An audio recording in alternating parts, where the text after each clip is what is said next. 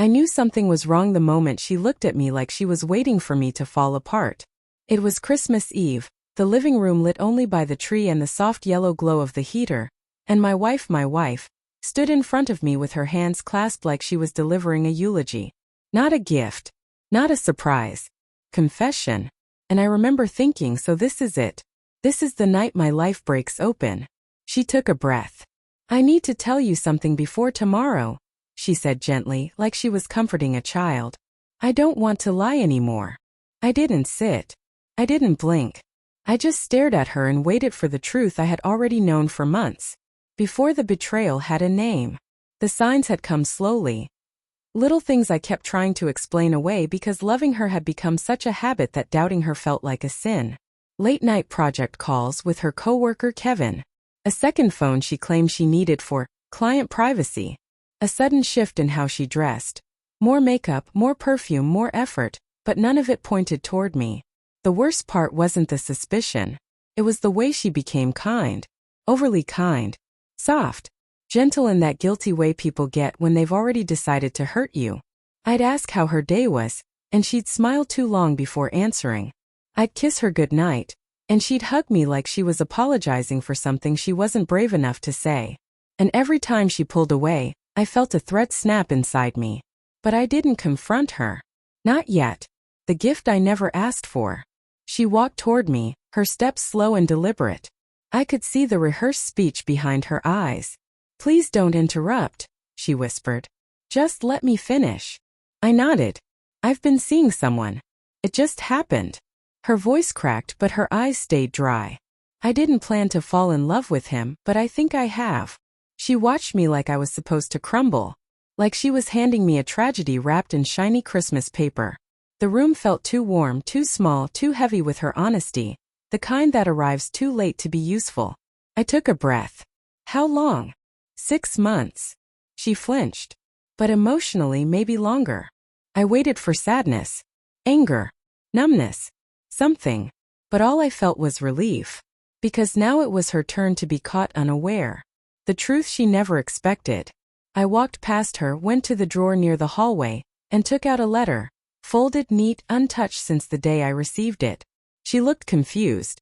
What's that? A Christmas card, I said. From Kevin's wife. Her face drained. I'm guessing he didn't tell you she found out. Or that she reached out to me. Or that she sent me screenshots. I set the letter on the table. Next to the untouched cookies she insisted we bake, to keep traditions alive. Traditions. Right. She reached for the card with trembling fingers but I held it back. No need. I've read it enough times. Her knees looked like they might buckle. Why didn't you say anything? Because I wanted to see how far you'd go, I answered calmly. And because I didn't want to ruin your big Christmas confession. The silence that followed wasn't peaceful. It was suffocating. She sat down slowly. So what now? You want a divorce? I almost laughed. How quickly she expected punishment. How quickly she prepared for the story where she is the tragic heroine. The broken wife abandoned by her cold husband. No, I said. Not yet. She blinked confused. Then what? Tomorrow morning, I told her softly. We're going to your parents' house just like we planned. Her eyes widened in horror. Because she understood. I wasn't the one who was going to break. She was. Christmas morning. Her parents adored me. They always had. Her father called me the calm one. And her mother loved telling everyone how steady and loyal I was. When we walked into the house, they hugged us, handed us hot cocoa, and asked about our plans for the new year. My wife kept shrinking beside me. Her nerves so visible she looked physically ill. So, her dad joked. You two look tired. Late night rapping. I met his eyes. Something like that. My wife covered her face with her mug. A few minutes later, when everyone settled in the living room to open presents, I stood. Actually, I said, I have something I want to share before we start. My wife's head jerked up. Her mother smiled warmly. A speech? How sweet. I looked straight at my wife. Last night, Emma told me she's been seeing someone else. The room froze. Her mother gasped. Her father's jaw clenched so tight the muscle twitched. Emma shot to her feet. Why would you say that here? Because honesty is important, I replied. You taught me that, remember? I nodded toward her parents. I thought they deserved the truth too. Her father stood, furious. Is this true? She nodded, crying now, not the guilty tears from last night. These were the tears of someone watching their safety net vanish. Her mother covered her mouth. Emma, what have you done? I didn't yell. I didn't accuse. I didn't dramatize. I just stood there steady, the same calm I had always been. Only now it wasn't for her. It was for me. Her world collapsed long before I walked away. Her parents took her aside. There were raised voices. Her mother sobbed.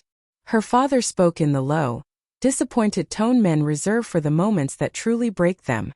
I didn't listen. I just watched the snow outside the window melt on the walkway. Tiny drops racing downward, quiet, inevitable. After 20 minutes, she came back to the living room, mascara streaked, hands shaking. What do you want me to do? She whispered. I looked at her, really looked at her. The woman who thought she could choose betrayal and control the fallout.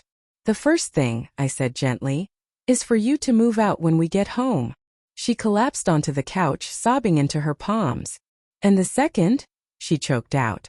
The second, I said standing, is that you stop assuming I'm someone who breaks easily.